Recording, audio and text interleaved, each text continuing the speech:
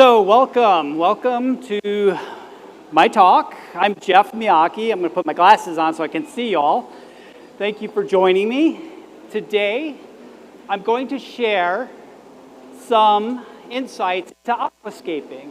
I've been an aquascaper for, I think officially 14 years. I've been very active in the aquascaping community. I'm a senior member of the Aquascapers collective. I've been an international competitor in aquascaping. I'm the back-to-back champion for the U.S. where the China International Aquascaping Contest, the Aquascaping Olympics, where one person from each country qualifies to represent. I've had that back-to-back to represent the United States, so that's been very cool. So I know a little bit about aquascaping. Have you all seen the windmill tank over here? Who's seen the windmill tank? Who likes it? Oh, come on, more of you gotta like it. It's fun, right? Thank you. So this is my home office. Not really, that's AI generated. That's an AI generated office there, but it is my aquascape on that tank. So to do this talk, I really wanted to sift down what I could give to you all for you giving me your time and being here. So I went through hundreds of ideas. I had a long list. I'm going to give you my 5 best. How many aquascapers do I have here? Everybody. Excellent. Awesome. How many good aquascapers do I have here? Less hand. Okay, so I have 5 tips that will take anyone from okay to better to possibly the best in the world. My last tip is one that all the best aquascapers in the world do that you all raise your hand don't, okay? Let's get going. So the first concept is balance, right? What do I mean by balance? It's the best word I could come up with to describe this concept. So I critique a lot of aquascapes, and this is something I see often. This, by the way, all of these photos you see, these are all my aquascapes. So if I'm overly harsh, it's mine, right? And I am my most, I am really hard on myself. I don't know, is anyone else hard on themselves? Yeah, because you didn't raise before, I knew that. So this is my very first real aquascape. Really went after this, and I went all in. I got this rimless aquarium. I got all the fancy aqua soil. It's CO2 enriched. I bought the dragonstone. I think it's like 40 pounds of dragonstone, and this is what I created. What do y'all think? Can anyone relate to this? Yeah, so let's get to this concept of balance. Only half the tank is full, right? So those rocks, they only come up about halfway. I drew this really accurate line here representing half. And that's okay. That's where we all start. And it looks okay, right? So, what do y'all think? Better? Why is it better? What do you think? 85, 90, 95%, all the way to the top? Balance. So the first one, we had all of our hardscape and everything in the bottom of the tank. This is years later. This is another one of my aquascapes. All the way to the top, pretty much. So that's balance. Balance your hardscape out, but not just bottom to top, all the way across. The previous one was what, 4 stones? They didn't go all the way across. Look at it, left to right, it's balanced. And that's it. It's balanced front to back. Cool. This is what you want to do. Okay, so here I have some slides on how I built that aquarium. How did I get balance?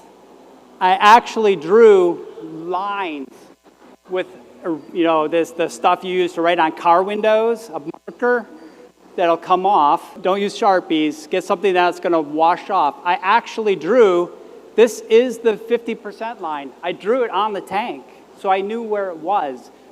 It's really easy, as you all have put stones in the aquarium, right? And you're like, that's a big stone, and you put it in there, it doesn't look so big anymore, right? So a visual line helped me out doing that.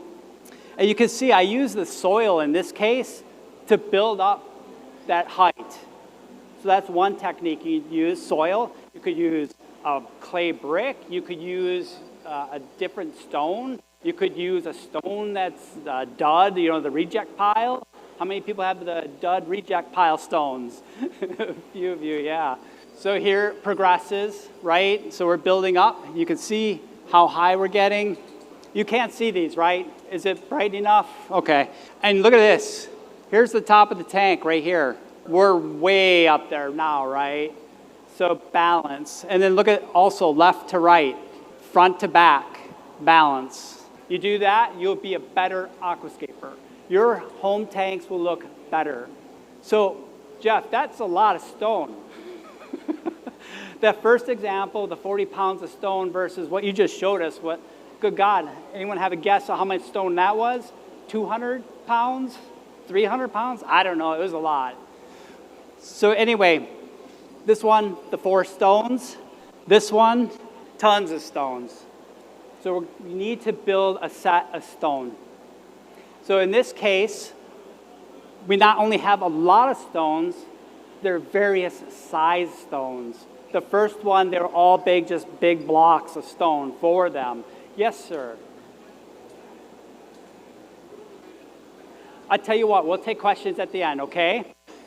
This tank is 4 foot long by 18 inches by 18 inches to give you a sense of scale, because our perception of this with how these are created is warped, because I'm using techniques to create scale and perspective and a sense of depth. So we have a set of stones. This is what I did to get those stones. I talked to a friend in a local fish club. He said we did a group buy. We got all of our clubs, bought a pallet from a bonsai supply place, and they split the pallet up. And I looked at him, I said, that is a great idea. You got this at a discount price. So I turned to my wife and I said, I need to get a pallet of stone. All me.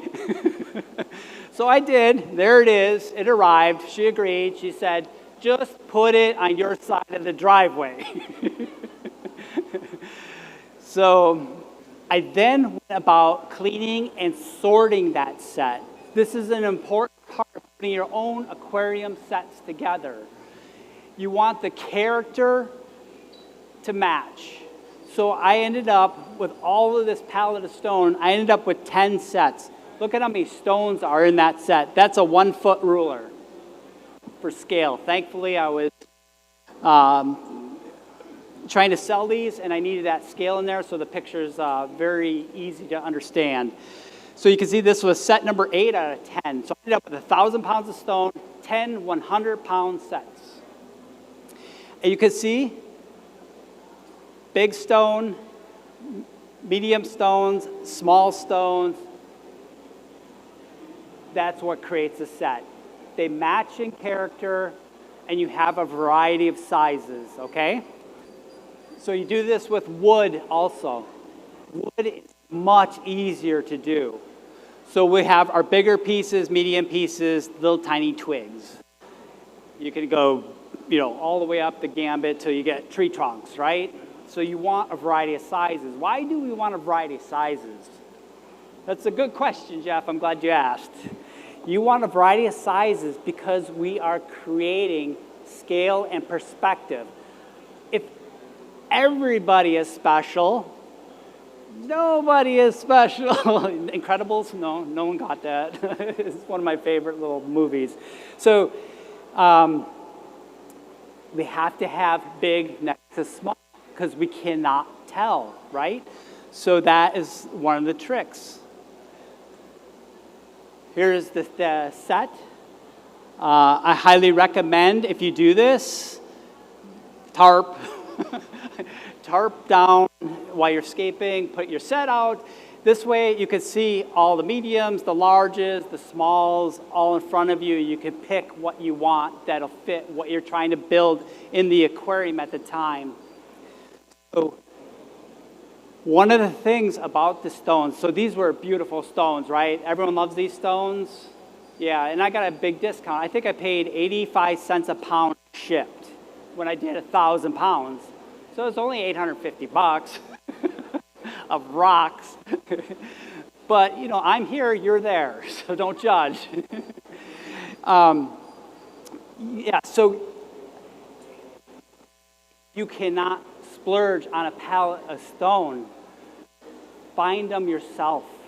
Go to the stone yard. Find alternate sources. I would rather have a stone set, a complete stone set, to give me balance than if I had only a little pile of mixed stuff. I would always take the big pile over the little pile. So hopefully that'll help you out. So that was sets. So we're already down 2. Do you guys feel like better aquascapers yet? Yeah? Some of you do. Some of you need more help. Flow. Oh, by the way, these are all my tanks in these little videos. Yeah, I really,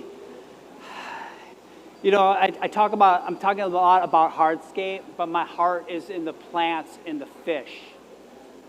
So I'm doing the hardscape to build this environment to show off my fish. I want my fish to exhibit good colors, breeding activity, and just be peaceful. I want to enjoy. How many people want to enjoy their fish? Fish is really happy in a bare glass tank or with clown puke gravel. I know they're colorblind or something. I don't know. So you can see these fish. You can see these scapes. They're happy looking, right? Yeah, they're happy. Third concept, flow. I'm not talking about aquarium flow. I'm talking about how the aquarium feels. It's flow. So a lot of times when I set up an aquarium, I set up 2 booths. Who saw the windmill tank, the tree house? Yeah? Did I already ask that? Yeah, I like that one. I did a contest tank here. It's the one with the aqua stone and the guppies. If you haven't seen it, go take a look. How did I build that? I built that in 6 hours. How did I do it so fast? Because I went with the flow. I had an idea. I set the main feature in the tank, and I worked off that. I went off that flow. This is another one of my early scapes. And let's tear it apart. How does that sound? It's 2 scapes. It's better if we cut it in half. This now looks better separated from this. There's no flow. It's disjointed. It can literally be in 2 pieces. I see this a lot. It's easy to do. It's easy to fall in this trap. So let's put it back together. There's our flow lines. So we go with the flow, setting our points. We're going to look at the lines, the visual lines that we are creating in the aquascape. It's very apparent that these lines point up. This wood and these stones, the strata on these stones, see how it's vertical? These shadows, vertical. The wood, vertical. So it's drawing our eye up and away from the aquascape to look at the painting on the wall. We don't want that. We want to keep the eye in the tank on what we want to watch. It's visually pleasing. It makes it relaxing. It's peaceful versus going, why do I keep looking up? And I don't know why. So, and then I got this stone over here. Like I said, it's a separate scape. It's pointed this direction. So it's not harmonious, right? Can you feel it? Can everyone nod for me? Can you feel this sense of flow? So So how can we do it better? Can you feel flow in this one?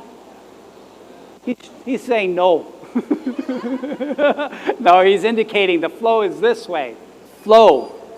These lines flow across the tank. Look at this flow, right? You can feel it. Even though it intersects, the flow is there. Yes? Everyone agrees? But it's not just the hardscape. What else? The plants. Excellent eye. The plants flow. See how the plants flow? Even back here, they're all flowing. And where are they flowing to? The vanishing point. They draw your eye subconsciously. The hardscape. The plants. What else? Nobody. You guys are be way better aquascapers after this. What do you think? Fish. No. They're all over the place. Yes. Shout. That has something to do with it. Shadows. Ah, I'm sorry. We had the answer. Shadows. The shadow work flows as well. We have the hardscape. We have the plants. We have the shadows all flowing to that vanish point, right? So these are the things that the best aquascapers in the world see when they create these things. Flow lines. Oh, that's what I call it. Anyone got a better name? I didn't think so. So they take your eye to the vanishing point. 4? We're on 4. Is this going quick? Yeah? No. Jeez. I know, less talking, more scaping. So layers. Layer. I haven't seen these in forever. So talking about layers. This is one of my paintings, by the way. I just started painting. This is a digital painting, so you can do the cool thing of recording it. So I drew this about 2 months ago. Do you see layers? This is the concept. It's a hard concept to describe, so I'm trying to illustrate it the best I can. So just like we paint like that, here we have one of my aquascapes, again earlier on. How many layers do you all see? Just like we saw the layers in the painting, how many layers do we see in this piece of living art? 2, 3, 4, 5, raise your hands. How many people say D, 5? Couple. C, 4. Couple. B, 3. Couple. A, 2. 2. A couple. So we're completely split. We don't know. Good thing I'm here to tell you. Who had 2? Good job. Because I just gave you the lesson. Very good. Do you see how I've highlighted these? Why these are 2 layers? This blue area, it belongs together. It's in the same plane. So as we're looking into the distance, it's in the same plane. If we walked there, we would be in this area. If we walked beyond that, it would be out of this area, headed towards this area. So this is the second layer. 2 layers, it's pretty good, right? I mean, it's only 18 inches deep. 9 inches, 9 inches, right? It's pretty good. We can do better. We're back to this bad boy. How many people like this one? Oh man, come on, everybody should raise their hand. You are tough. How many layers? Let's do that, raise the hands. 2. Good. 3. 4. 5. Anyone think it's 5? It's bananas. No cheating. Ready? Now that I've color-coded them, can you see them? Number 1, these are all in the same plane. Number 2, can you see the red dot? Okay. All of these are in the same plane and grouped together. These guys are grouped together, and then these guys here are grouped together. And then this guy is all by his lonesome in the back. He's a tiny little stone all by himself. So I put a question mark there because it's cheating. So we'll call it 4. So anyone who said 4 wins. How many 4s? 2 of you, 3, 4, 5, 6, 7, 8. Yeah, good job, Dad. Good job.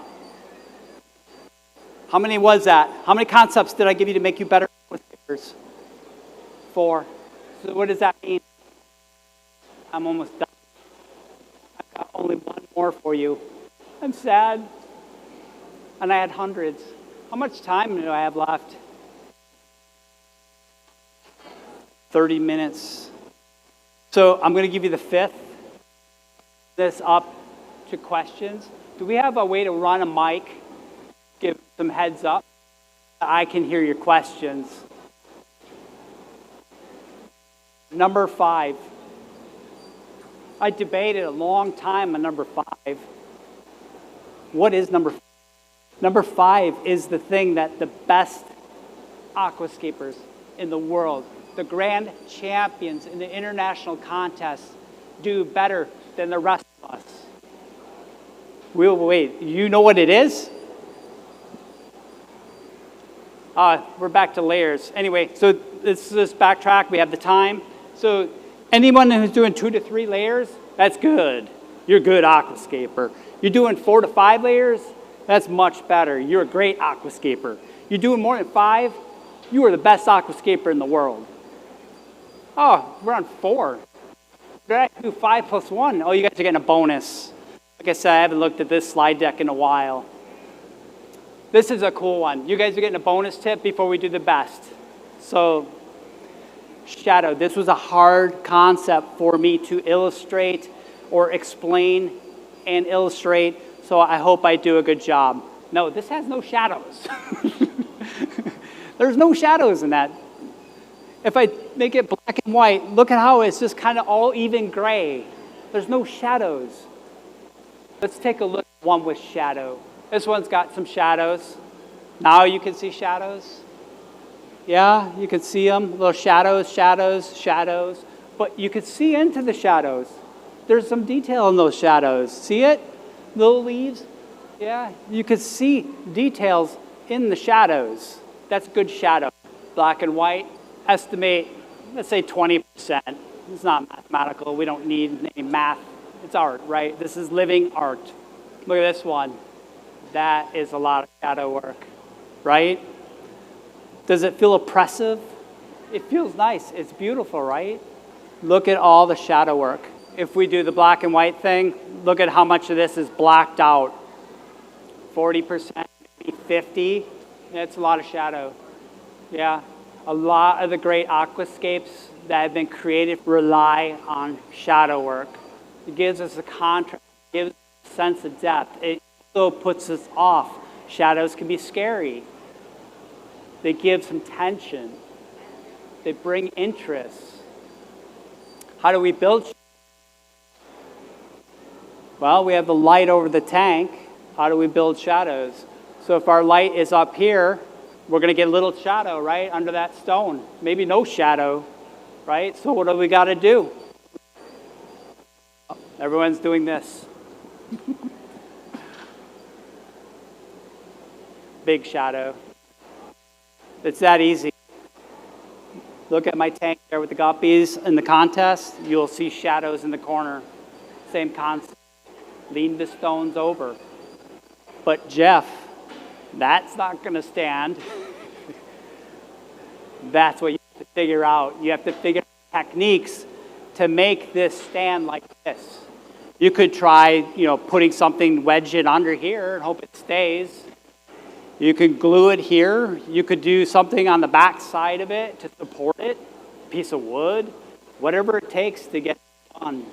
You could use your imagination, your creativity to make these things happen. So you have a concept that you want to do. It's up to you as the artist to figure it out. That is what I've been doing for 14 years. figuring these things out. And it is fun. I love it. So, now, the big reveal. The best aquascapers do this one thing, this one concept. Clarity. It's the word I've put together for this slide.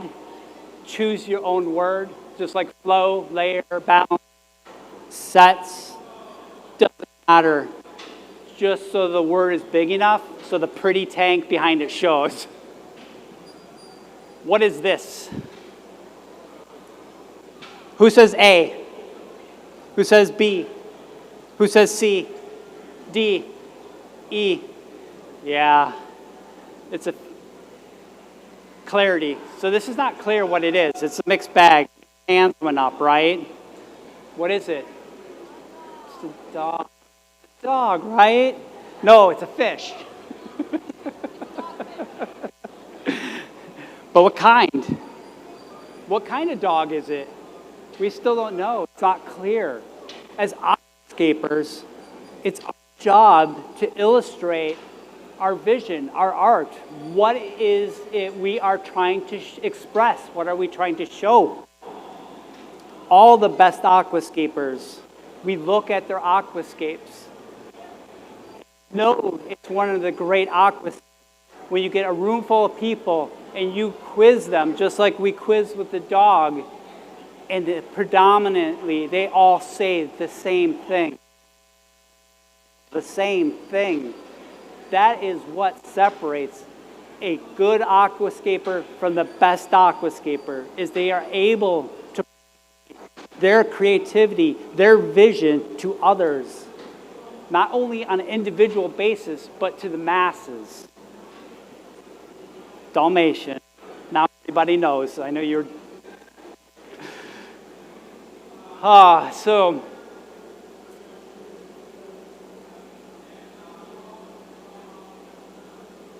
I forget this slide. No one cares. What do you see? 4 stones. So this is my first aquascape I showed you. So clarity. What do we see? I don't know what this is. It looks like a fish tank with 4 stones and some... I would agree with that. Yeah, go ahead. You can be harsh. Raise your hand. It's okay. I got thick skin. I wish this was my office. My office is pretty cool. Yeah. I've got it in my YouTube videos. You gotta check it out. I'll put that at the end. You can see where I'm working. What do you see? It's mountains, mountains, mountains, mountains. I have work to do. I am not the best aquascaper in the world. I have not won a grand championship yet. I am still working towards it to be better. So I've given you these tips to shortcut your journeys to your, whether you want to have a nicer aquascape or aquarium in your home, or you want to go be the best aquascaper in the world. Take 14 years off your journey.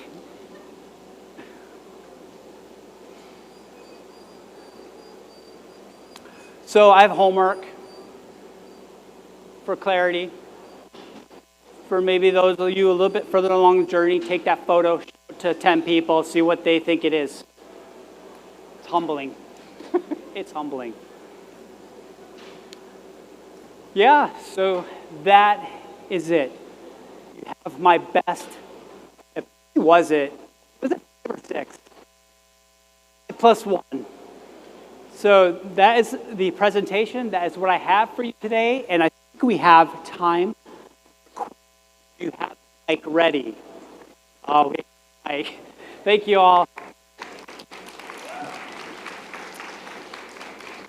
That's my YouTube channel, Jeff Miotke Aquascaper. It's not, what do they say when they announced it? Miotke or whatever they said, but it's Miotke. So, and then Instagram if you want to follow me there. This, by the way, I've got the build of the windmill aquarium. The build is out there along with some really cool stuff. What questions do we have, folks? We got to run. We're going to get the mic over to you. Fire them off to me. Don't be afraid to ask questions. I would feel bad if you didn't have questions. Do you have any books and magazines you would recommend to someone that wants to get into competitive aquascaping? Does it need to be closer? Oh, sorry, I was worried about that. Does it work? Yeah, I know. But I need to hear it. Let it rip. Ask your question. Wait, here. Do you have any books and magazines you would recommend to someone that wants to get into competitive aquascaping? Yeah, I've got the best tip ever. And it's not a book. It's not a magazine. It is a group of like-minded people. And if you want to meet them, they are aquascaping right next door. It's called the Aquascapers Collective. The only thing you be into aquascaping, live in North America. Those are the requirements. Do you make those requirements? Yeah. Introduce you to people in the Aquascapers Collective. I personally am a senior member, and it is a fantastic group. I want to see if we have any. It's cutting in and out. What the heck? Let me get back up, okay? Okay, so I can introduce you. The Aquascapers Collective, it is a group dedicated to making better aquascapers in North America. Yep. Who else has a question? Someone's got a question. Here we go. Wait. Oh, thank you.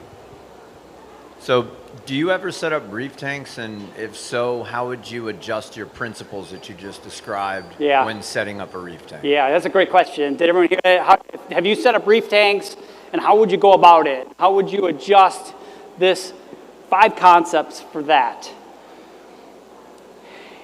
Reef tanks are really hard to get the same impression that you get from planted tanks. I would say use some of these principles. Layers, sets. These are good. Balance. Reef tank. How would I modify it? Don't come up as high with the rock work. Leave room for the corals to grow. So there are things that you need to modify of what I told you, but most of this is applicable. Okay? Clarity. What type of reef is it? You know, if someone looks at that, do they know what they're looking at? Is it just the old-fashioned wall of rock reef, or is it some type of aspect, you know, different reef formations, atolls, or whatever you call them? I'm not hip on the reef lingo. But does that answer your question? What else have we got? We got time still? We have questions up here. Oh, he's doing something. Come on, man. Come on, we're on the clock. How do you personally clean your hardscape, so your rocks and your wood? Good question. How do I clean my hardscape? I love to use a pressure washer. So I have the luxury to be in a home. I have a pressure washer. I go out to the back alley, and the neighbors think I'm nuts. So I actually have my latest video with the treehouse. I actually have a picture of me covered in mud from pressure washing. Yeah, pressure wash. And it's not necessary. It's not necessary. But if you're going to use type of adhesives, glue, epoxies, that kind of thing, you want to clean the materials first because you'll get a good bond. Otherwise, you're just gluing dust. You don't want to glue dust because you end up with a broken tank. What else have we got? Does that answer your question? Yes. Awesome. What else have we got? Come on, folks. Got another question here. After you completed the scape and the tank is 6 months, a year old, how do you maintain it to keep it beautiful and keep it trimmed and so on? And how often do you do that? To keep so it you're wondering under control? how much of an effort it is? not effort, but time, and how often do you do the maintenance on to keep it, the way it originally was, so Yeah. it doesn't change, and it's a totally different tank than what it was originally meant to be. Yeah, great question. Great question. So longevity and what is going into keeping it, like what you saw here, right? Is it doable? Is it ridiculous amounts of effort? Because we have to balance this hobby with our life. We only have so much time. And the last thing we want to do is add chores. No one wants chores. So one of the things is I have an Awaza Biomaster filter. And it has a pre-filter sleeve. It's all I clean on my filter. Once a week, I pull out the sleeve, wash the sponges, put it back together, boom. That's all. So now we're at 2 minutes a week. So, what else do I do? Water changes. Yeah, so there, I got you covered. I got a good answer here for you. Water changes. Yeah, water changes typically weekly. When I'm driving, what you saw, most of those aquascapes I put together were for competitions. I'm growing optimal plants. To grow optimal plants, I'm giving them sufficient, excessive nutrients, light, CO2 enrichment, flow, right? So I'm growing optimal plants. It also means they grow very fast. So what you saw there are tanks that are pushed to the extreme. It is a razor's edge. You slip up on any of these things, you're toast. You're going to crash your, right? So most folks dial the light back, folks. Dial the light back. Slow the growth down. Still give it the nutrients. Give it the fertilizer. Give it CO2. Throttle back on the light. Okay? It'll cut back on the trimming a lot. Most aquascapers are afraid to use their scissors. Not me. I'll mow it down. Yeah, I'll mow it down. And I know it'll come back even prettier. As long as you leave 2 leaf nodes, those stem plants and that will grow back. Things like ferns, anubias, booths, bulbitis, a lot of these you don't even need to trim. If you want to fit it into your lifestyle, select the aesthetic, the plants that will give you that style. If you want to go contest, you put those fast-growing stems in there. If you want to relax and chill, you go get those slow-growing plants. Okay? Yeah. As far as amount of time I spend on maintenance on these, if I'm out of contest mode, which is probably a better answer for you, it is no more than an hour a week.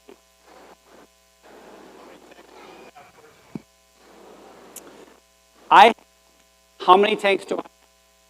I currently have 3 larger tanks. One is the Aquascaper Line 90 with my. Go check that out. Come on, box. Go check that out. That's pretty cool. It's kind of like the windmill project. So that's a paludarium. So that's one. I have another tank that is similar sized. So we're talking 50 gallons. So the first one's 48 gallons, a 50 gallon.